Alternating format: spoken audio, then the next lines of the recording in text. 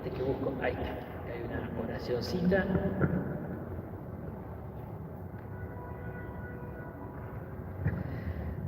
Oh glorioso Patriarca San José, estoy aquí de rodillas ante tu presencia para pedirte tu protección. Desde ya te elijo como mi Padre, protector y guía. Bajo tu amparo pongo mi cuerpo y mi alma, salud, familia y trabajo. Acéptame como hijo tuyo, presérvame de todos los peligros, acechanzas y lazos del enemigo. Asísteme siempre y ante todo en la hora de mi muerte. Amén. Bueno.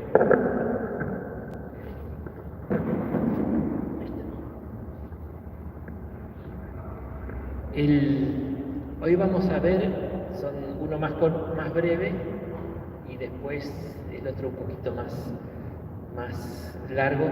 Los dos son los dos textos que están en el capítulo primero del Evangelio de Mateo.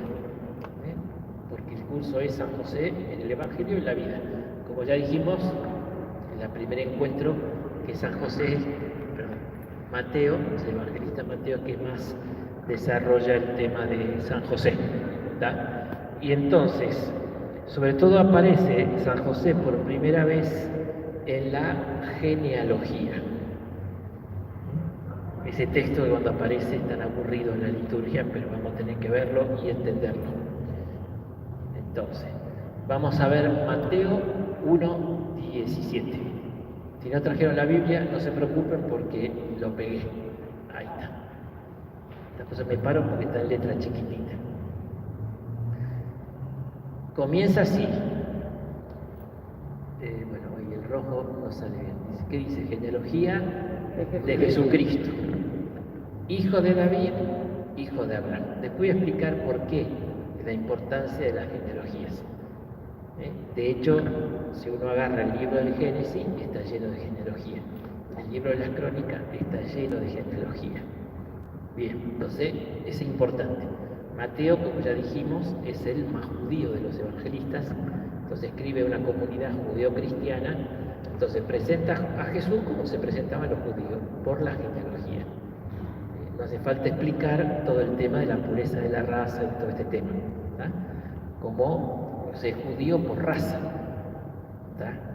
Y entonces acá hay un tema, ya lo vimos, creo que el segundo encuentro, que el Mesías de qué tribu iba a salir.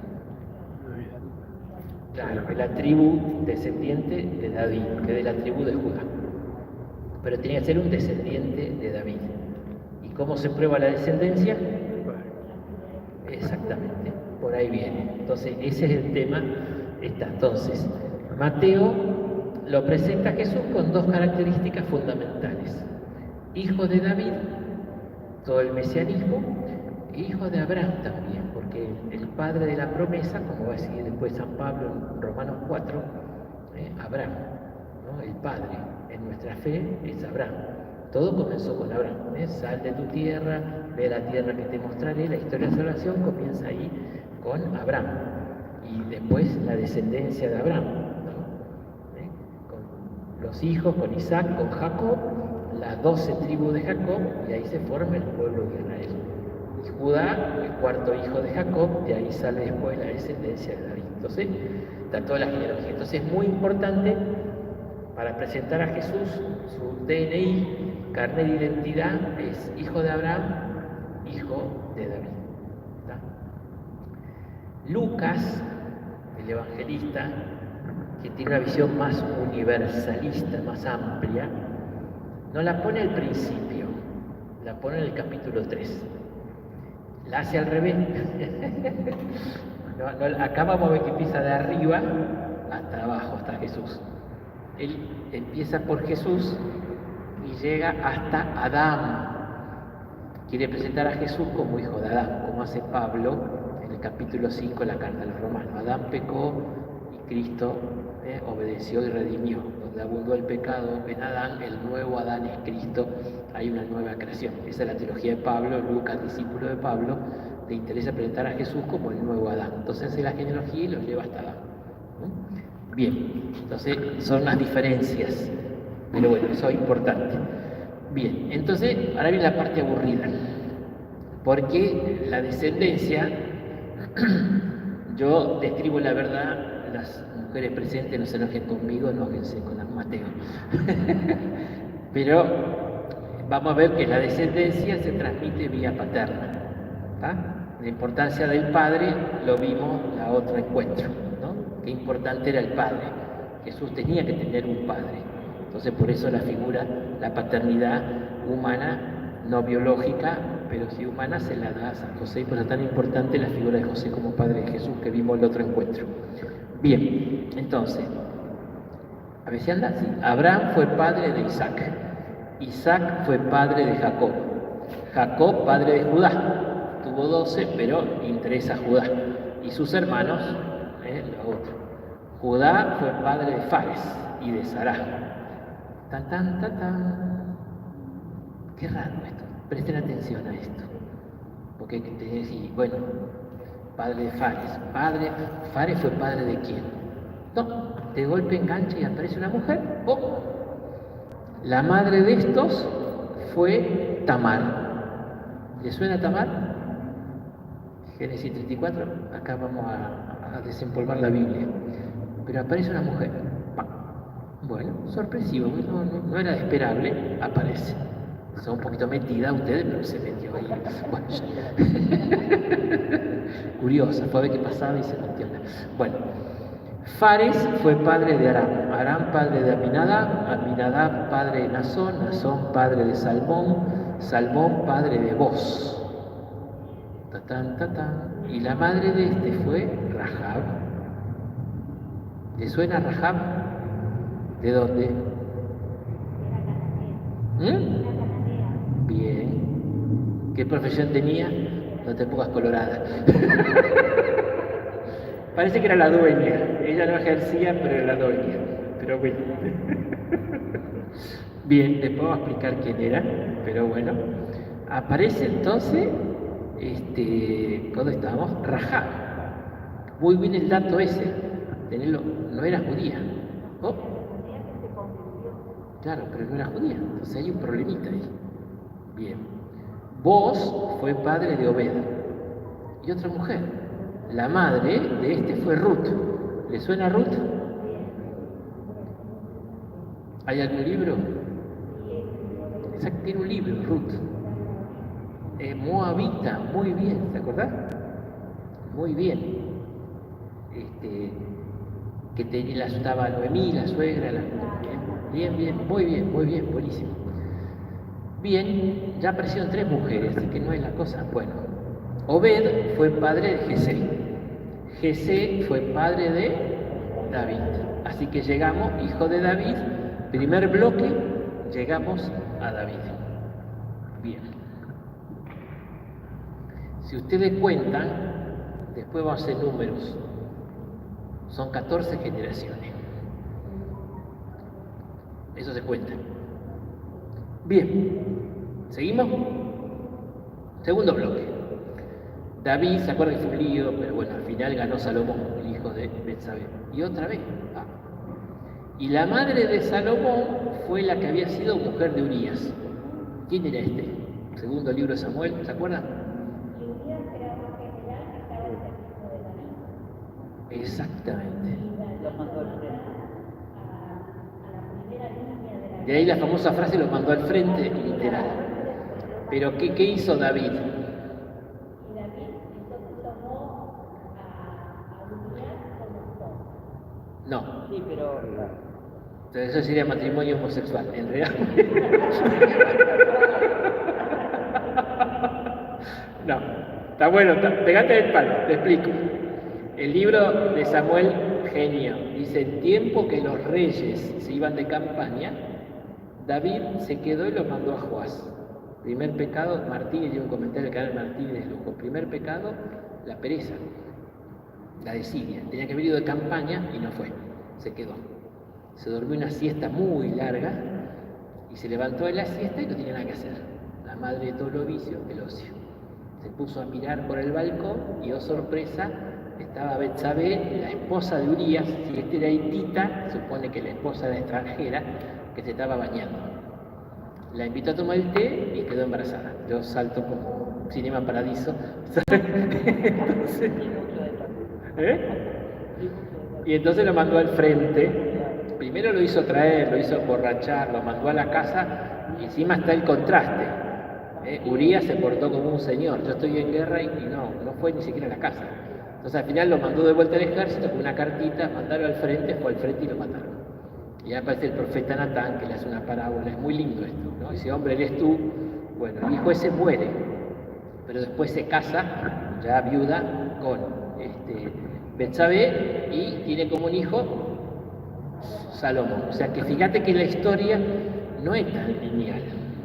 Y la esposa no era judía, así que ya hay un tema ahí, vamos a explicarlo, pero ves que vos te das cuenta, ya hay lío acá. Salomón fue padre de Roboam, Roboam padre de Abías, Abías padre de Asá, Asá padre de Josafat, Josafat padre de Joram, Joram padre de Osías, acá todo tranquilito, Joatán, Acaz padre de Ezequías, este es muy interesante, es el Emanuel concreto.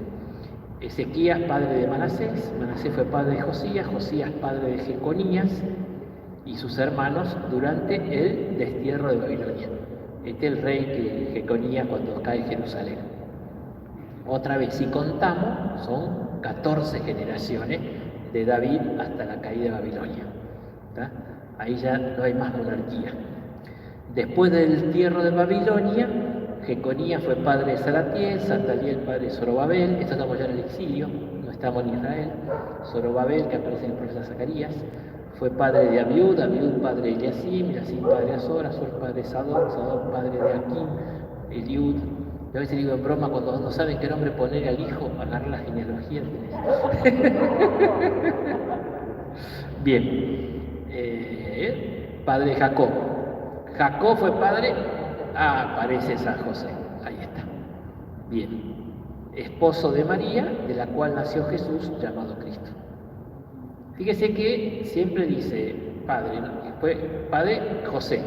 ¿Qué esperaríamos? Jacob fue padre de José. José fue padre de Jesús.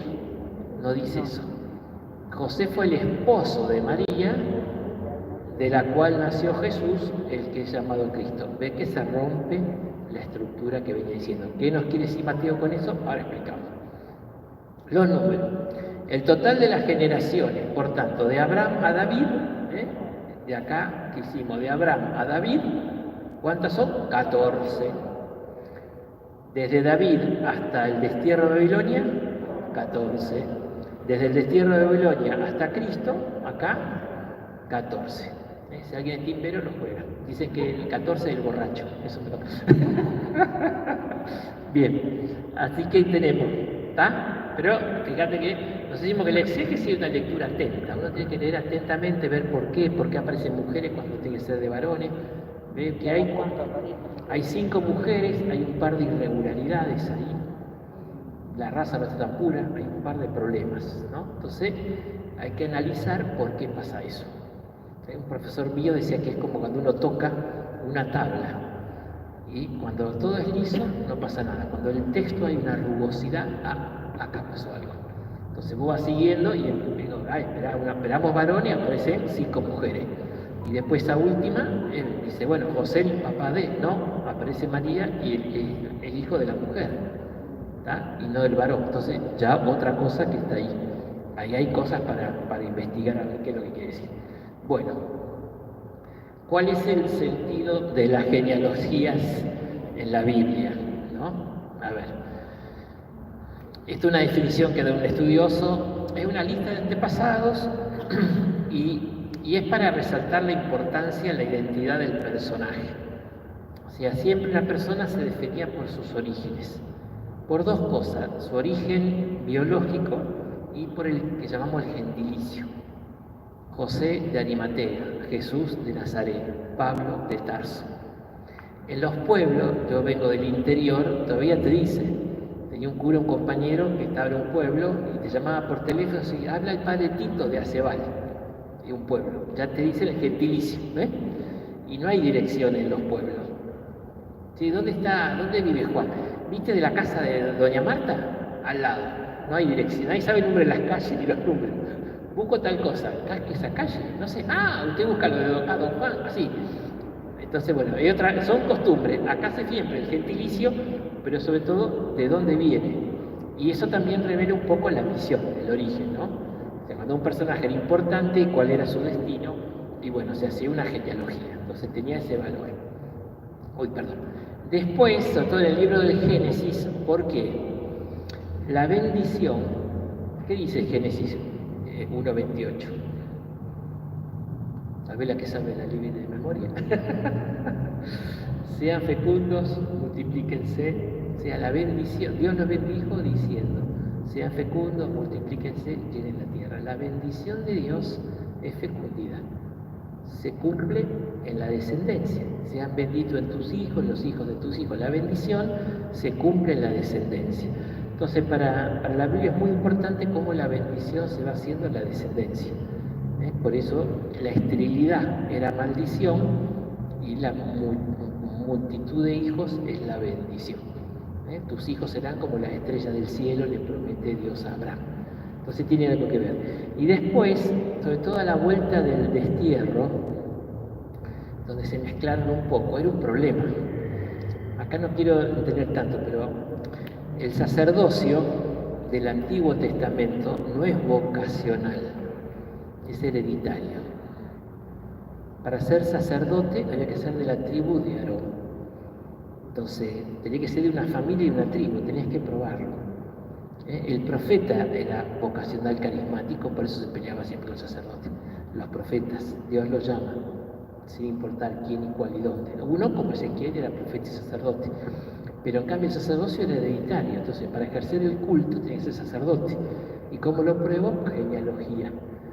Incluso había una cosa de aguas lustrales, le hacían tomar algo tipo prueba, a ver si era o no era, tipo detector de mentiras. Esto aparece en los libros de Esdras y Nehemías, la vuelta del exilio, ¿no? Y después también se fueron todos a Babilonia, el exilio, ¿está? Ahora, cuando volvieron, esta casa es mía. ¿Cómo lo probaron? No había título de propiedad, pero el tema era hereditario. Tenía que probar que era de la familia de tal y por eso éramos los legítimos dueños de la tierra. O sea, a la vuelta del exilio se volvió muy importante, sea por la pureza racial para el culto, como para la propiedad, probar que uno era heredero de esa familia que era la dueña originaria del terreno. ¿Va? Entonces se volvió muy importante este tipo de cosas. Bueno, ahí está. Vamos a hacer algo que se llama gematría. Gematría es el valor simbólico de los números. Entonces, las 14 generaciones. ¿Por qué Mateo nos dice que desde Abraham a David 14, desde David hasta el desierto 14? ¿Qué es el número 14? Esa es la cuestión. Bien.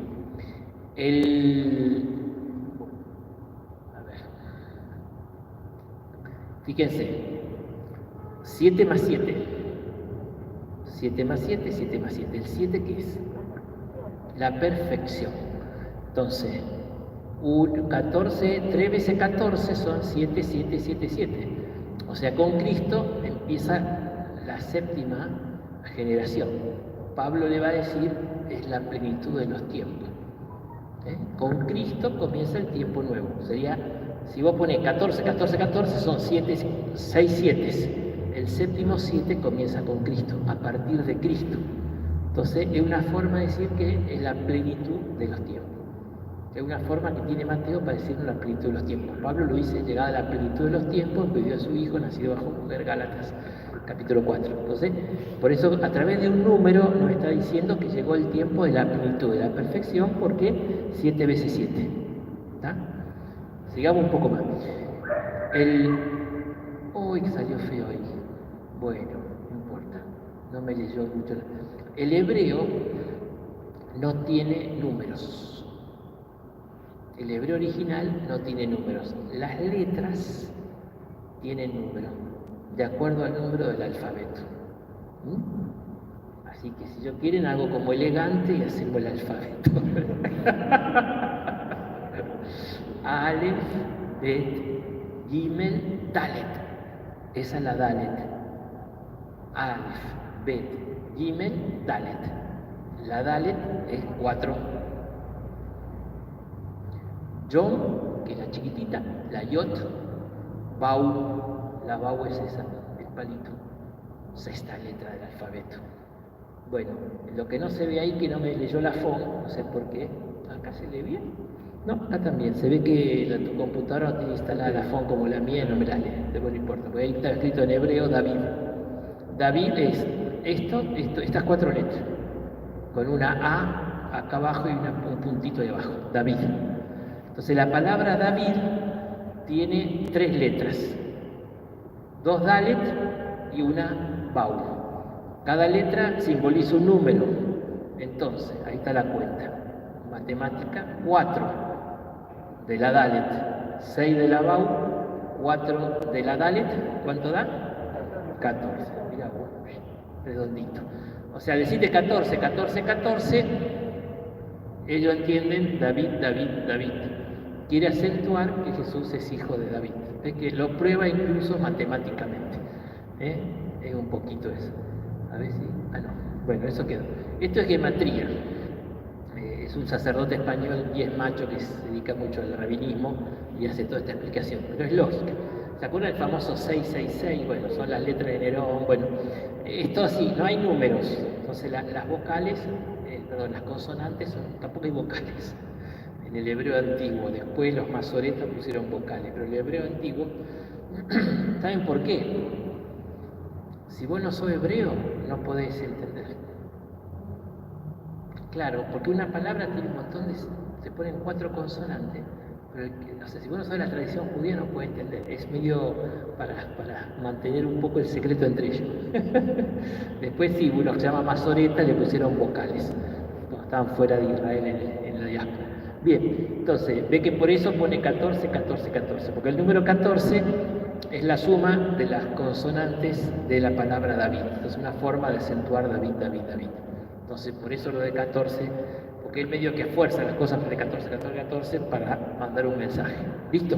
Ya descubrí igual. Un paso más. ¡Ups! Se fue rápido. Un paso ahí está. Vamos despacito. Ahí está. A ver.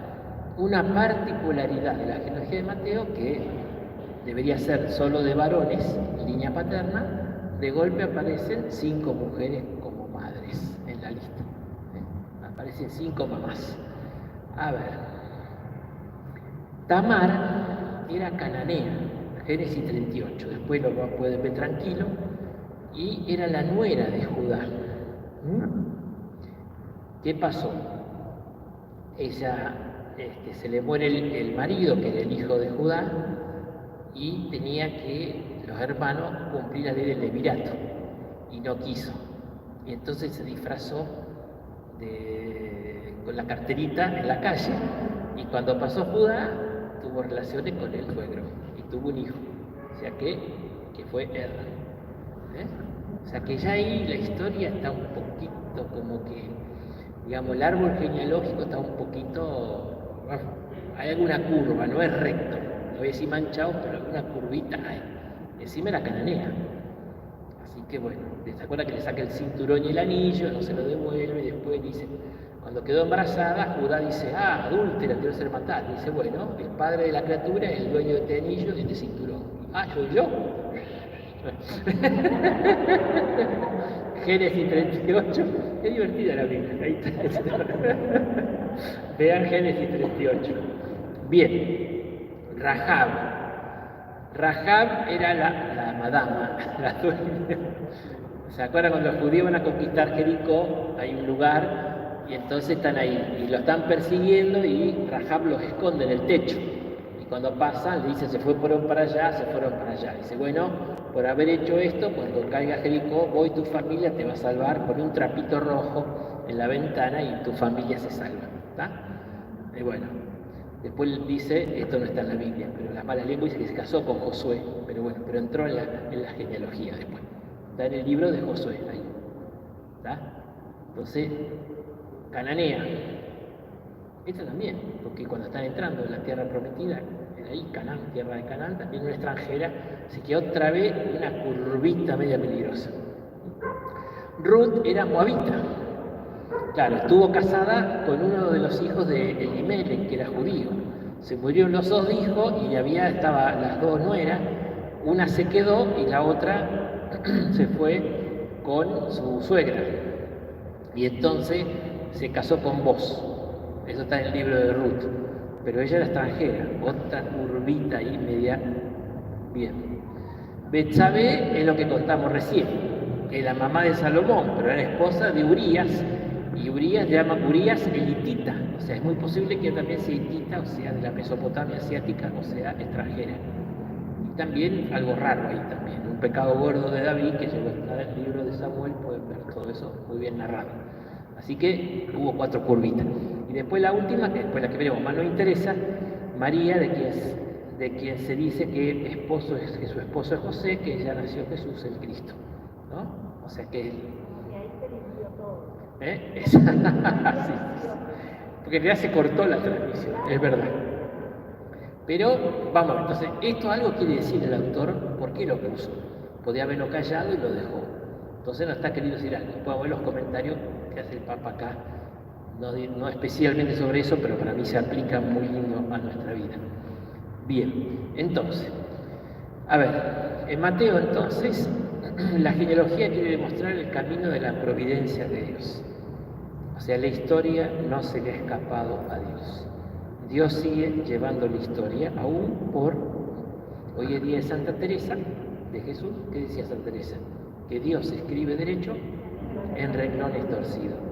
Es lo mismo. Entonces, con curvas, pero Dios lleva la historia de la salvación. Es un signo de la providencia de Dios.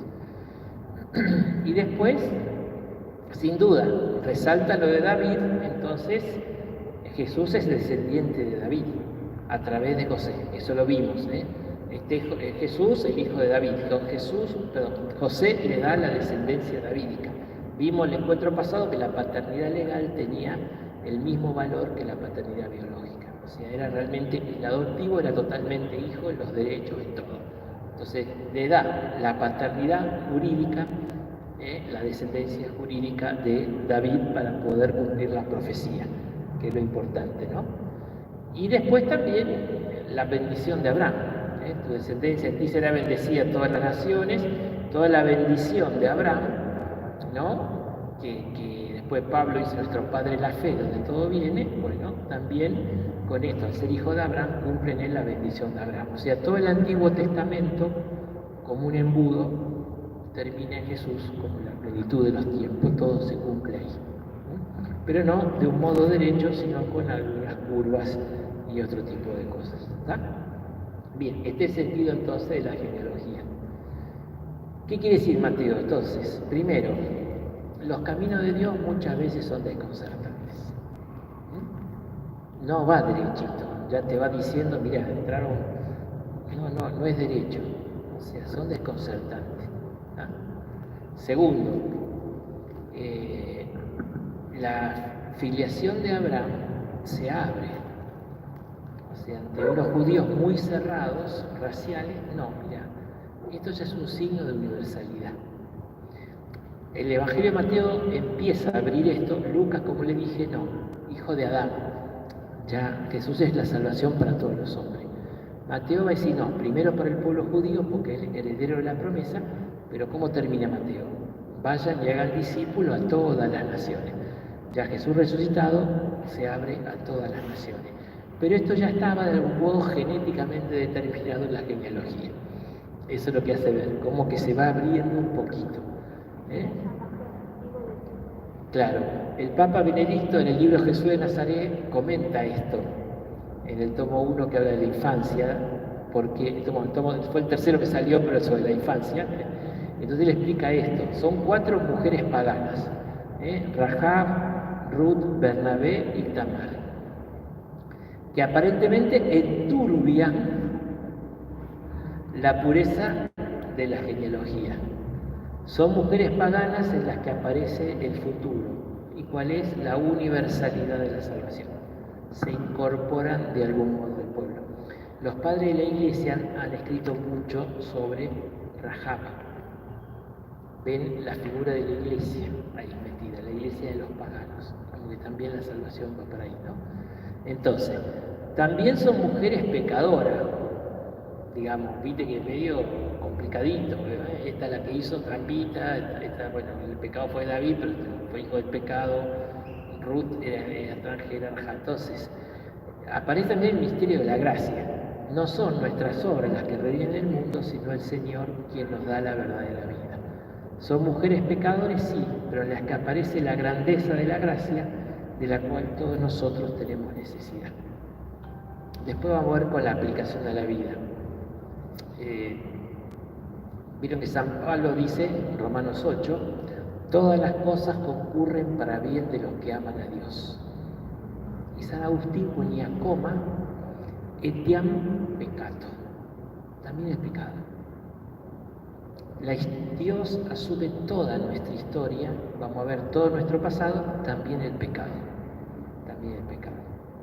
Por supuesto, como bien dijiste, desde la Inmaculada Concepción, la sin pecado y el sin pecado Jesús, pero asume las consecuencias del pecado. Como dice San Pablo, Dios lo hizo pecado al que no tenía pecado, tuvo que asumir. O sea, la historia de salvación no es una historia de puros que no pecan. La historia de salvación es una historia de pecadores que aceptan ser salvados por Dios. Ese es el tema. No he venido a llamar a los justos, sino a los pecadores. Por eso, es la realidad, totalmente, que esté libre de pecado, que sea primera piedra y todo el mundo. Bien. Entonces, la genealogía de Mateo no es sencillamente, dice el Papa Benedicto XVI, es una homilía, un elenco de las generaciones, es la historia realizada permanentemente por Dios, pero con la respuesta de la humanidad.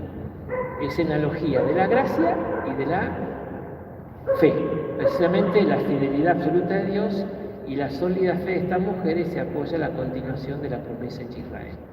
O sea, a pesar del pecado, son gente que cree. Rahab cree, Tamar cree, Ruth cree en el Dios de Israel y se plegan desde la fe. ¿Tá?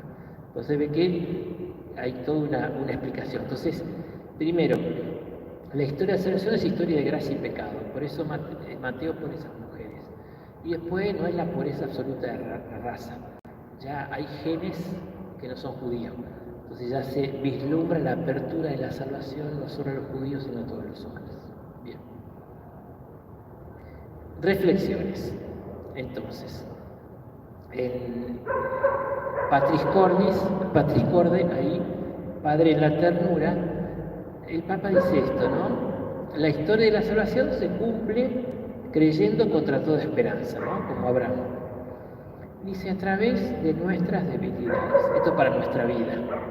Muchas veces pensamos que Dios se basa solo en la parte buena y vencedora de nosotros, cuando en realidad la mayoría de sus designios se realizan a través y a pesar de nuestra debilidad.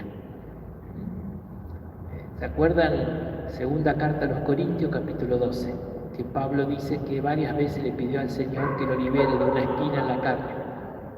Y Dios le dice, te basta mi gracia porque mi poder se manifiesta en la debilidad.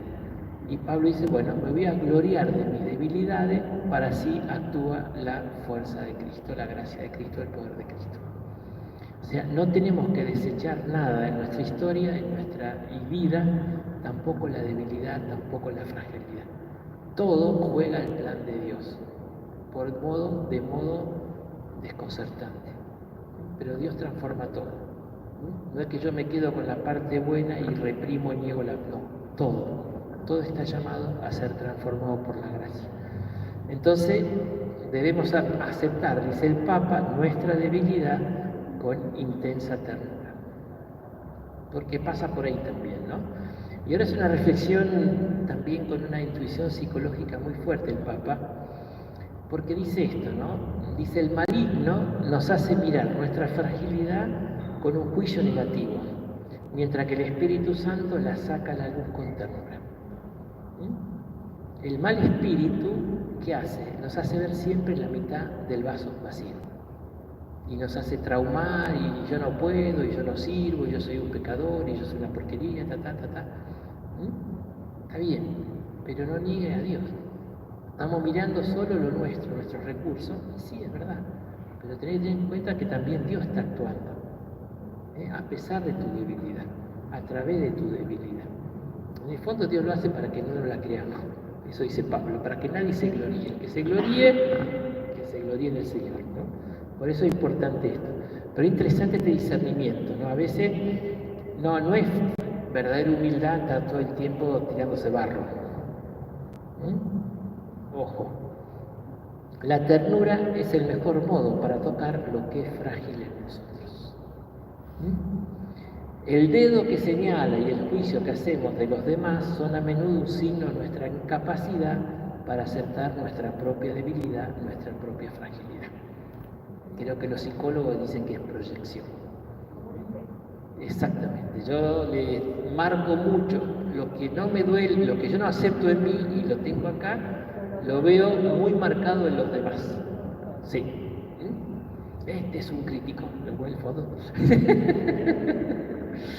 Muy interesante. Ojo también, pues digo, si no asumo bien mi fragilidad, puedo terminar cayendo en esto, ¿no? Estar condenando al otro por no aceptar. Dice, solo la ternura nos salvará de la obra del acusador, que es el maligno del Apocalipsis, el que nos acusa ante nuestro Dios día y noche, dice el Apocalipsis. Por esta razón es importante encontrarnos con la misericordia de Dios, especialmente en el sacramento de la reconciliación, teniendo una experiencia de verdad y de ternura, ¿no? Yo creo que por este lado me parece que todo este tema de la genealogía, sin duda para probar, ya dijimos, la descendencia davídica y las promesas que se cumplen en Jesús a través de José, pero también hace ver que San José no tenía, digamos, todos los papeles limpios. En sus genes hay toda una historia de pecado y de gracia, y esa es la historia de salvación de cada uno. Y José aceptó todo, su historia de pecado y de gracia, pudo asumir todo, pero sobre todo porque fue la acción de Dios, ¿no? Parece que es interesante esta reflexión. Bien, ¿quieren hacer un corte o seguimos? Espérate, a ver cómo hago ahora. ¿Está bien? Espérate, bajo este y subo este. Cambiamos de carro. Perfecto. Ahí está. Oye, que Santa Teresa... Ay, se me subió demasiado. Bueno, soy un desastre para hacer cosas. Santa Teresa de Jesús, en el libro de la vida, no lo puse en la primera parte, ya cuenta que estaba muy enferma, que estuvo como 3 años que no sentía los huesos, que le dolía todo, como estos días de humedad, que no, bueno, estaba mal. Y entonces dice, tomé por... no sé qué dice. Abogado y señor al glorioso San José y encomendéme mucho a él. Comencé a hacer devociones de misa y cosas muy aprobadas de oraciones y tomé por abogado a San José. Y él hizo como quien es que pudiese levantarme y andar y no estar tullida. O sea, medio que tuvo una curación milagrosa gracias a San José. No me acuerdo hasta ahora haberle suplicado cosa que la haya dejado de hacer.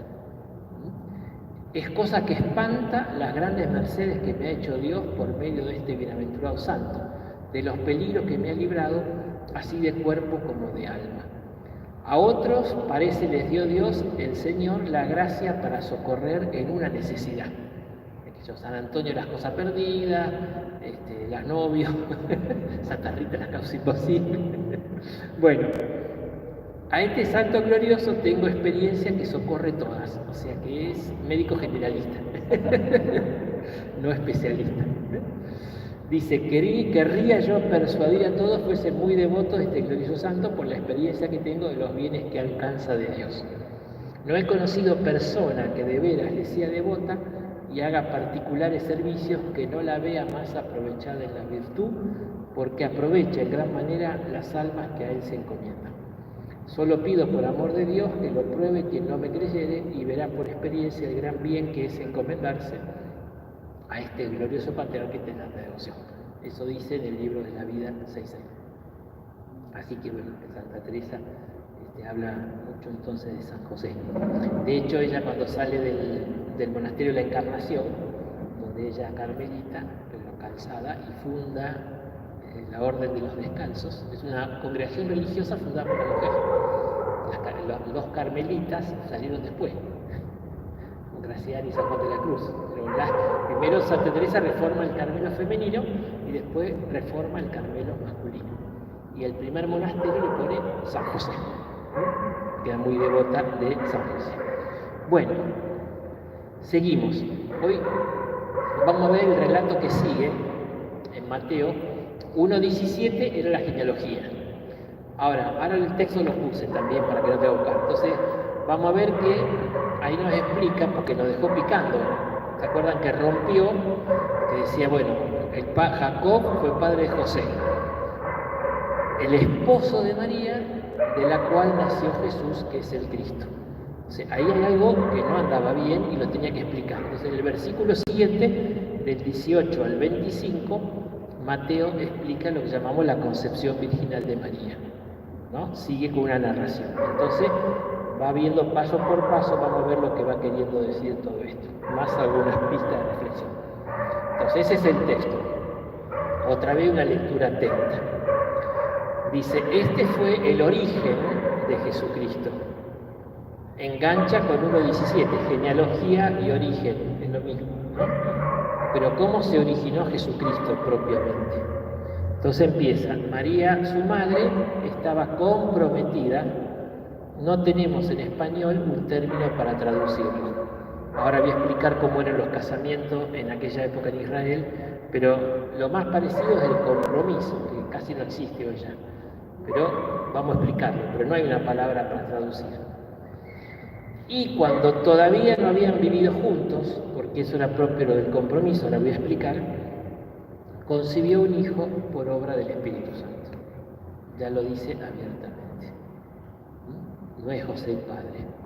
José, su esposo, es esposo siempre, que no era un hombre justo, ya vimos lo que significaba, que era santo, que quería hacer siempre la voluntad de Dios, y no quería denunciarla públicamente, resolvió abandonarla en secreto. Este es el drama.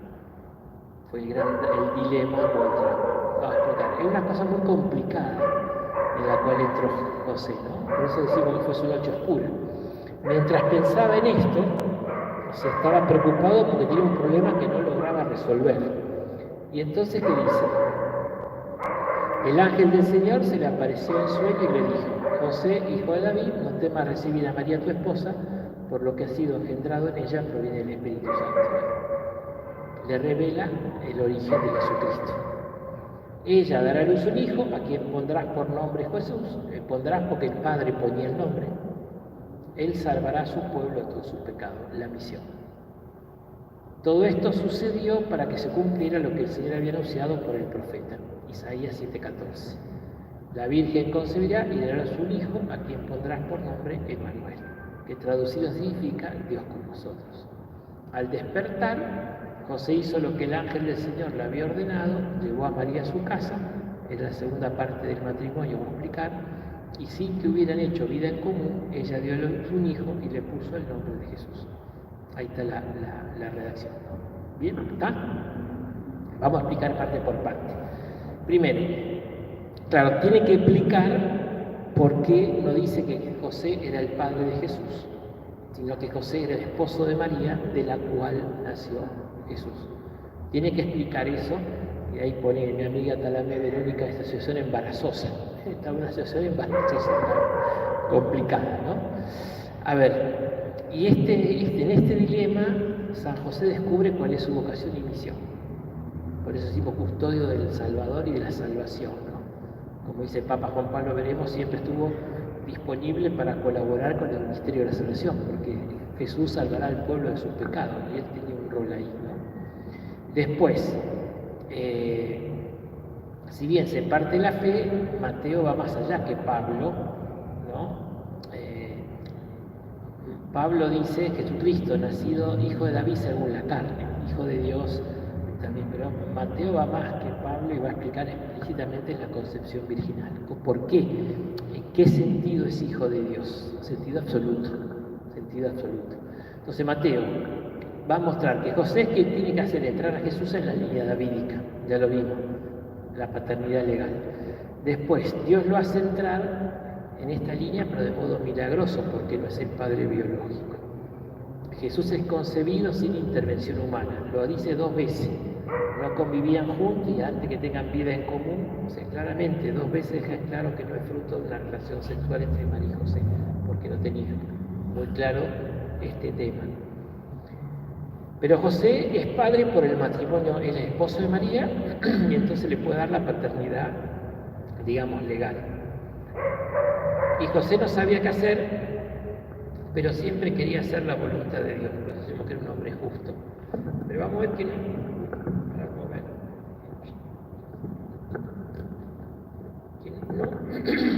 No era claro. Justo el que hace la voluntad de Dios, pero para ello la voluntad de Dios está expresada en la ley, en la Torá. No le daba un par de opciones muy complicadas.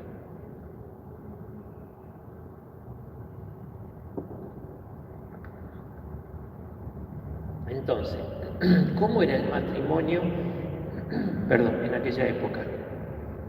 Primero, muy importante, ya desde Génesis, el hombre dejará a su padre, a su madre, se unirá a su mujer.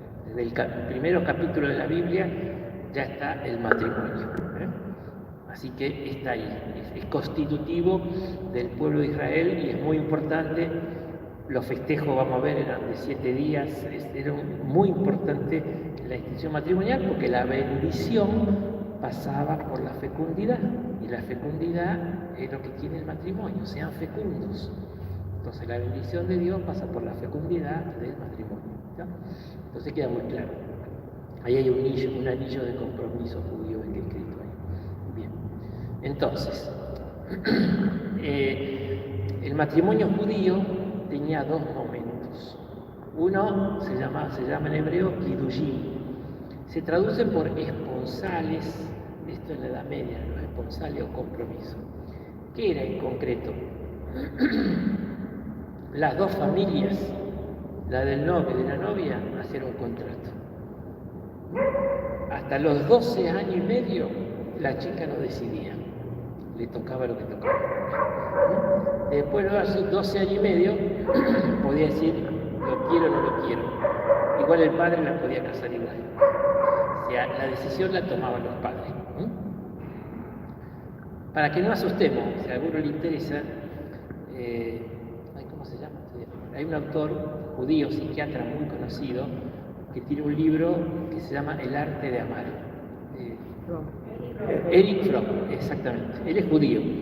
En ese libro, nadie se la agarra con Erich Fromm porque es psicólogo, pero él dice que esto da resultado. Él defiende y explica qué es el amor. Y él dice, en los casamientos judíos no se casan por amor. Se aman después de casados, se enamoran. O sea, yo no lo haría, prefiero lo que se hace hoy, que se elija. Y para nosotros es nulo si los no eligen. Pero él dice que logran después enamorarse. Entonces, ¿qué es realmente el amor? Y escribe todo ese libro, El arte de amar, como el arte de aprender a enamorarse.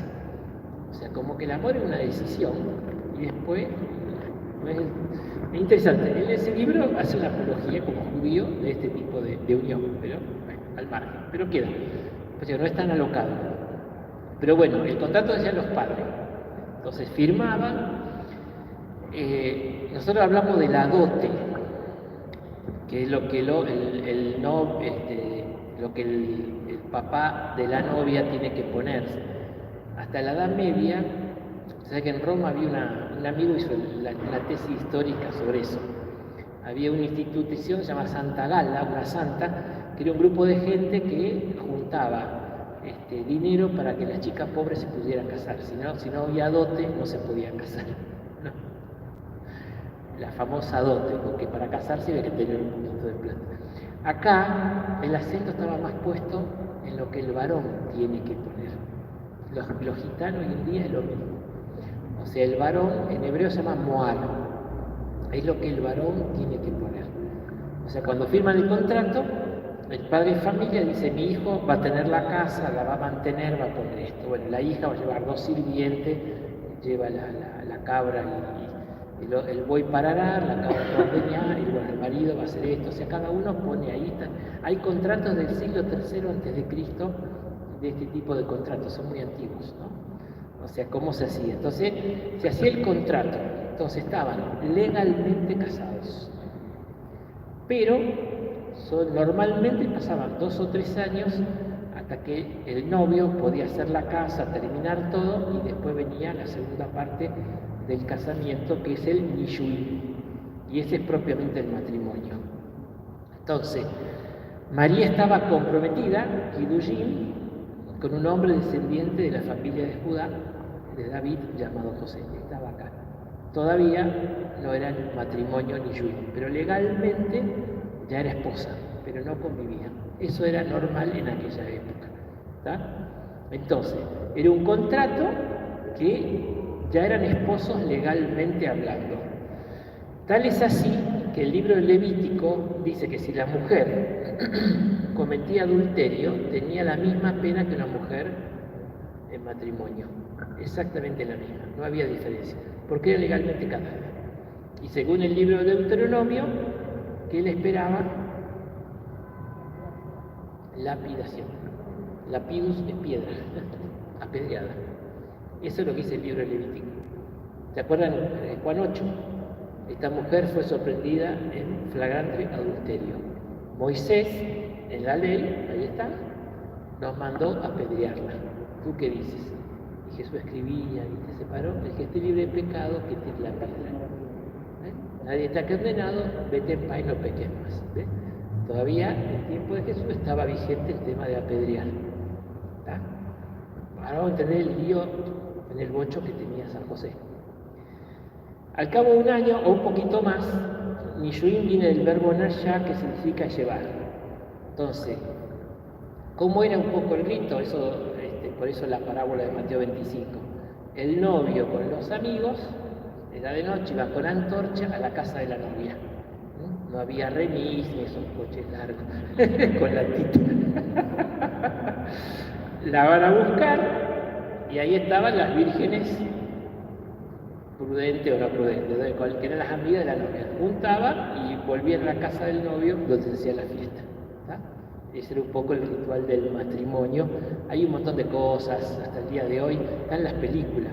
Vieron que tiran y rompen la copa para decir, bueno, como diciendo, no voy a beber de otro. Es un signo de fidelidad. Otros rompen 6 o 7 como diciendo, bueno, voy a tener. Después acaba el tiempo, no la rompen, se la tiran. Eso es otro problema. Déjalo ahí. Bien. Entonces, y prácticamente eran pueblos chicos, participaba todo el pueblo, ¿no? Y duraba 7 días. No es raro que se haya terminado el vino, boda de Caná, es muy realista lo que pasó ahí, ¿no? Así que bueno, de hecho es uno de los símbolos de la alianza, porque en un pueblo que no pasa nada nunca, ¿viste? Un casamiento era el acontecimiento, mejor hay que esperar 3-4 años para otro, pero entonces, pero cuando hablan de las bodas, de la alianza, bueno, aparece el tema del matrimonio, las bodas, fiesta de casamiento, como su llegada del reino.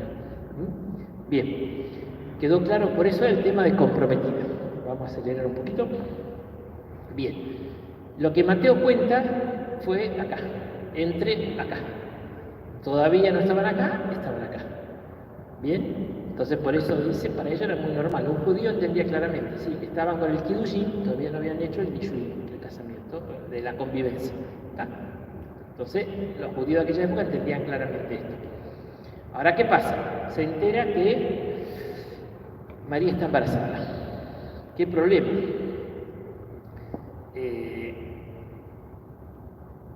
¿Qué hace San José? Bueno, el texto dice que había concebido, nos aclara a nosotros lectores, que María concibió un hijo por obra del Espíritu Santo. José no lo sabe, nosotros los lectores, que somos omniscientes, dicen lo que hacen narratología, nosotros sabemos, pero el pobre José no. Entonces yo sabía que lo dice el narrador, que había por obra del Espíritu Santo. El Espíritu Santo es signo de fecundidad siempre, ¿no?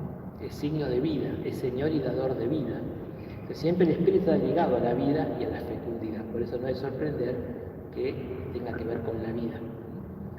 Y entonces José se encuentra en una situación dramática. ¿Por qué?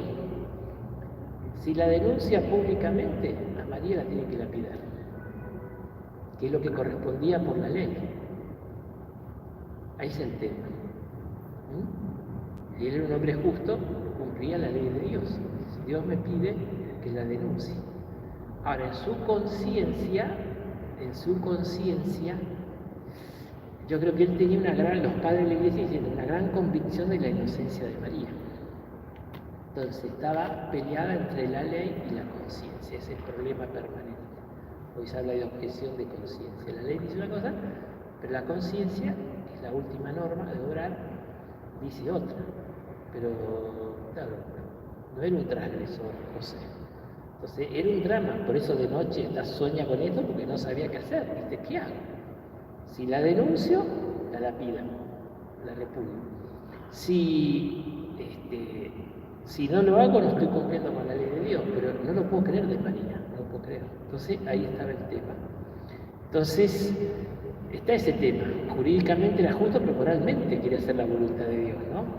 Entonces, lo que él decidió como una vía intermedia, dice, bueno, decidió repudiarla en secreto, darle el libro de repudio, que es lo que ordenaba Moisés, pero no hacerla pública, sino a lo mejor con 2 testigos, pero sin la denuncia pública para que no la lapiden. Entonces la mandaba a la casa de sus padres. ¿Viste? Entonces era ese el tema, ¿no? Uy, me acordé de un chiste. Sí. Sí.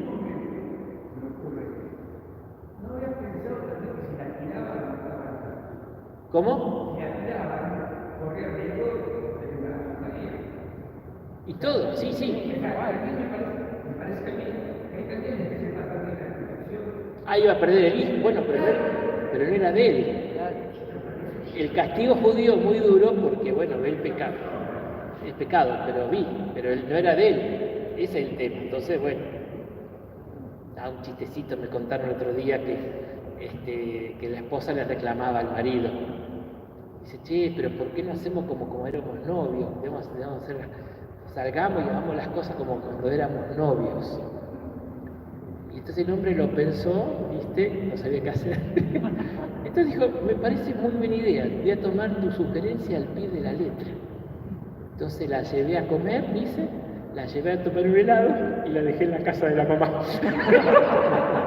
La sacó de encima. Como eran novios, ¿no? Bien, no doy idea a nadie. Esto fue un chiste. Bien, entonces, igual María hubiera quedado mal ante la opinión pública, pero la podía demandar, no había WhatsApp ni redes sociales, así que tranquilamente la podía haber mandado de la familia o de la prima Isabela y Karim de otro lado y ya está, ¿viste? Bueno, ¿qué pasó con María? No me gusté y la despedí. Le di el libro de repudio, que el hombre la podía repudiar por cualquier motivo. Vimos el Evangelio hace 2 semanas, ¿viste? Entonces yo la repudié, no da explicaciones, pues allá ella. Era un poco la salida que él había pensado encontrar. Él no dudaba de María en conciencia, pero no sabía qué hacer. O sea, por eso era muy dramático, ¿no? Entonces rompe en secreto el matrimonio, el embarazo no era propio, pero no la quería exponer públicamente a la vergüenza, entonces, ¿qué dice? Bueno, la mando, la repudio como si me hubiera enojado por otra cosa, y no me caso y la mando a la casa de la familia esperando que nadie se entere, digamos, de lo que dice Juan Crisóstomo, ¿no?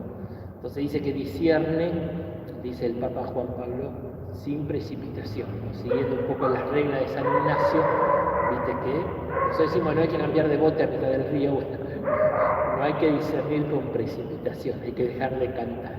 Si a él no tomó, cuando se entera, no hizo un escándalo. Entonces lo fue pensando, lo fue rezando, dice hasta de noche soñó con esto, pero discierne sin precipitación, ¿no? Bien.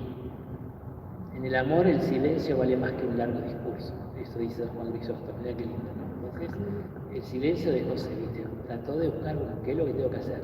No se precipitó, sino que trató de buscar la mejor solución. Y por eso Dios le responde. En sueños se le aparece el ángel y Dios le cambia el curso de los acontecimientos. Siempre en la Sagrada Escritura es muy común, desde Jacob, que tiene los sueños de Jacob, los sueños de José. O sea, siempre Dios se revela a través de sueños o visiones.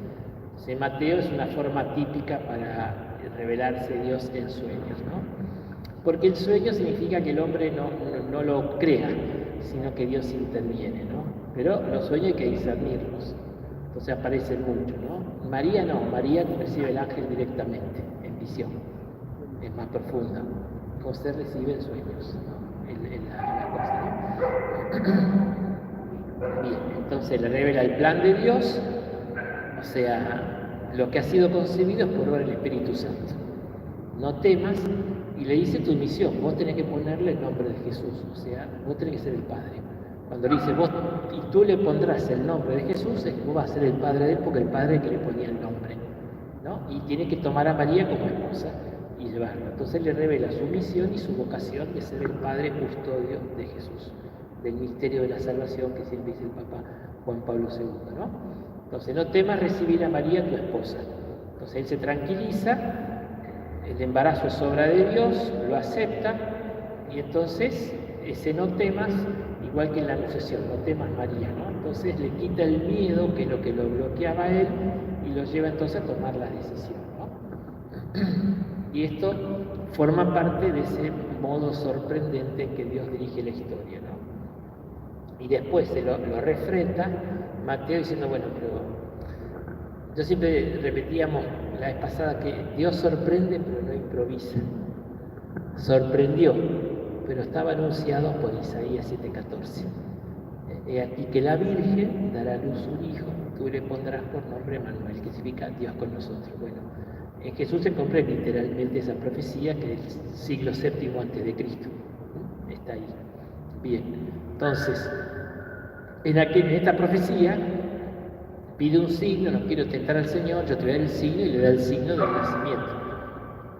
José, a diferencia de Ahaz, creyó, ¿no? Creyó y no quedó ahí. Así que corrige un poco lo de Ahaz, que es el rey que recibe esta profecía de Isaías. ¿Está?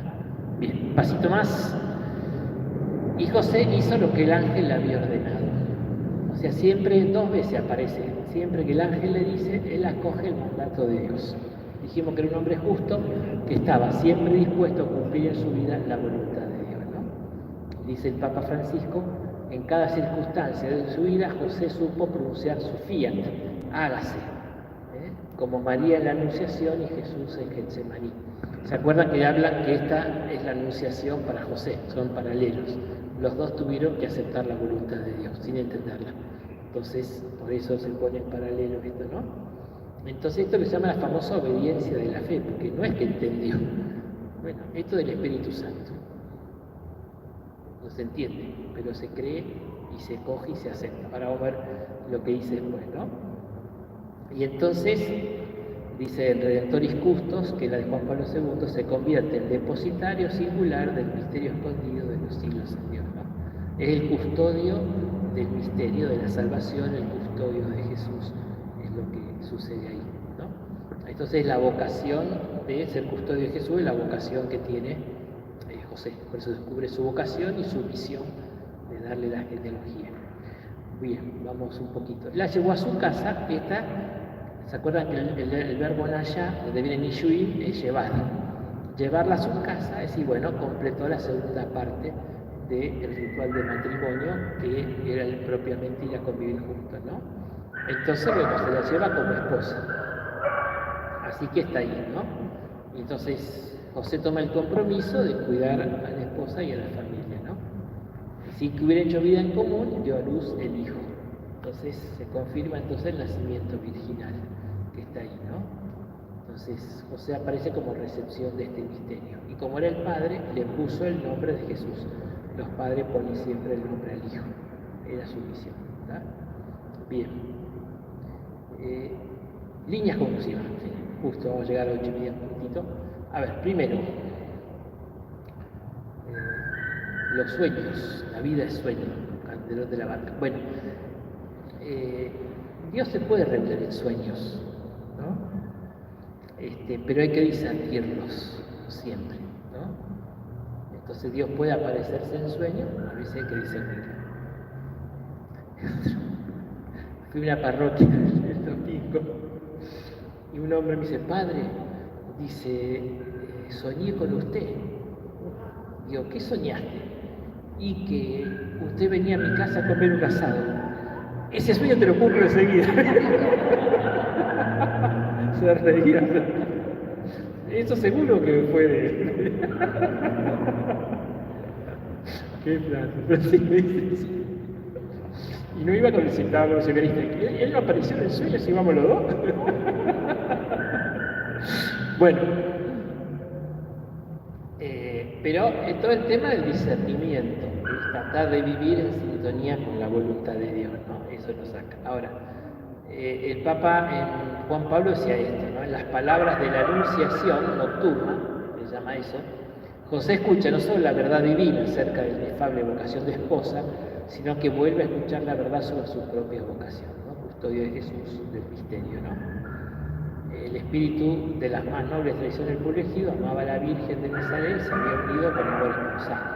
Y es llamado nuevamente a este amor, o sea, tiene que ser el esposo de María, ¿no? Llevar adelante el matrimonio. Bien, pistas para la meditación, ¿no? Dice el Papa Francisco, también a través de la angustia de José pasa la voluntad de Dios, su historia y su proyecto. O sea, no le resultó todo fácil, no siempre tenía todas las cosas claras, pasó por momentos de oscuridad. O sea, no tenemos que asustarnos que angustia, ¿no? No sabía qué hacer. Veremos otra situación de angustia cuando el niño perdido, veremos el próximo viernes. Entonces, José nos enseña que tener fe en Dios incluye además que creer que Él puede actuar incluso a través de nuestros miedos, de nuestra fragilidad, de nuestra debilidad. Lo que dijimos de la fragilidad, bueno, también a través de los medios y todas estas cosas, ¿no?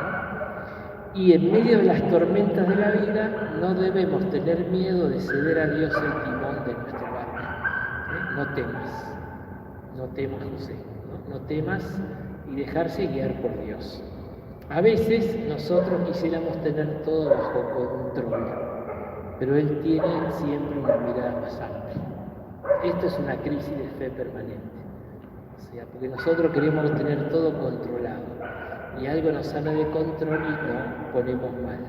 Y ahí es donde hay que hacer la confianza en la providencia. Siempre San José se lo vincula a la fe en la providencia. No puedo tener, es nocivo. Por supuesto que tengo que ser responsable, previsor, no imprudente, no temerario, pero en un momento tengo que aceptar que las cosas pasan. En la pandemia estábamos también muy flasheados con todo este tema, como dicen los chicos. Bueno, me contagio, ¿qué más? Yo hago lo que puedo, uso el coso ese, pero ya es una locura, ¿viste? Hay gente que le pegó mal, ¿viste? Entraba a la casa y te iban tirando lisofor en los pies cuando subías. En un pueblo a Río Seco te metían cloro, el auto, te hacían pasar el auto por una cosa así de cloro. El párroco ahí, que amigo mío, me decía, los quiero matar porque me están matando la pintura del auto. Porque entraba y salía 3 veces, y siempre le tiraban cloro. Los gringos, sí, ¿viste esa cosa para fumigar? Y lo pusieron así, y pasaban los autos por ahí, te tiraban cloro al auto, y vuelta. Bueno, nos pillamos mal. Bien. Pero en el fondo, digo, ojo, primero, es humanamente imposible tener todo bajo control. Los imprevistos nos molestan, y sin duda, yo trato de organizar, trato de hacer las cosas y no ser imprudente. Pero hay un margen que se me escapa. Esa es la dimensión del misterio. La vida tiene un misterio que o es una pasión absurda o, bueno, Dios la guía por caminos que no conozco. Y esa es la actitud de fe.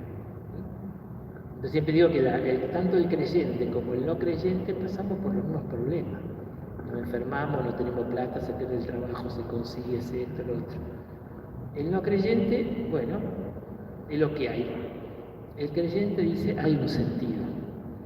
Dios guía la historia, no lo entiendo por dónde, pero guía la historia. sabemos que hay un sentido. Todas las cosas concurren para el bien de los que aman a Dios. Dios va a sacar esto a algún buen puerto. Esa es la mirada creyente. Aunque no la tenga clara en cada momento. Bueno, José se dejó guiar por Dios. Bueno, esto no es lo que yo pensaba, acepto, la llevo a María y vamos para adelante. Dios guía la historia, ¿no? El Señor de la historia. Es un poco la actitud de fe, ¿no? Entonces dice, José acogió a María sin poner condiciones previas. La recibió y punto, sin preguntas, sin facturas, sin nada, la recibió, ¿no? Dice el Papa, la nobleza de su corazón le hace supeditar a la caridad lo aprendido por ley. Y hoy, en este mundo donde la violencia psicológica, verbal y física sobre la mujer es patente, José se presenta como figura del varón respetuoso, delicado, que aún no teniendo toda la información, se decide por la fama, dignidad y vida de María. Y en su en su duda de cómo hacerlo mejor, Dios lo ayudó a optar iluminando su juicio. Esto de cuanto a la decisión. Nos decimos que no tomó decisión apresurada, pero no reaccionó a lo loco, no le pegó, no la acusó. El misterio, a ver qué pasa. Entonces la caridad fue más lejos que la ley. La caridad, el amor a Dios y a María fue más lejos que la ley, pero un poquito, va muy despacio, ¿no? Entonces varón respetuoso. Y entonces decía que decidió repudiarla en secreto para no perjudicarla, ¿ves? El amor. Sin embargo, como buscó hacerlo mejor, en ese momento él iba a hacer lo que mejor le parecía, porque no entendía, Dios lo ilumina, diciendo, no, vuelta atrás, recibíla, no la despide, hacete cargo del Hijo, es mío, es obra del Espíritu Santo, pero vos le ponés el nombre y va a ser el Salvador, ¿no? Fíjate cómo, y él acepta el plan de Dios sin entender demasiado cómo va a ser, ¿no? Por eso es muy importante. Dice, muchas veces ocurren hechos en nuestra vida cuyo significado no entendemos. Nuestra primera reacción es a menudo decepción y rebelión. Zapateamos, nos enojamos. Entonces, José deja de lado sus razonamientos para dar paso a lo que acontece, por más misterioso que le parezca. Lo acoge, asume la responsabilidad y se reconcilia con su propia historia. Si no nos reconciliamos con nuestra historia, ni siquiera podemos dar el paso siguiente, porque siempre seremos prisioneros de nuestra expectativa y de las consiguientes decepciones. Significa que él tenía otro proyecto, pero bueno, Dios le marcó otra cancha y bueno, se reconcilia con su historia y da el paso siguiente. Acepta, por sin entender, acoge el misterio de la vida, acoge a María como esposa con un hijo que no es suyo, pero ese está en el misterio. Hay una expresión muy linda, esta, justamente, el Papa dice eso acá, ¿no? La vida espiritual de José no nos muestra una vía que explica razonamientos, sino una vía que acoge. Acoge la vida como viene, que es un poco la actitud ante la vida, ¿no? Dice, bueno, los imprevistos, las cosas, el hijo que hace las cosas que no creemos que haga, lo que nos pasa, bueno, aceptemos, ¿no? Solo a partir de esta acogida, de esta reconciliación, podemos también intuir una historia más grande, un significado más profundo. Esa es la mirada de fe.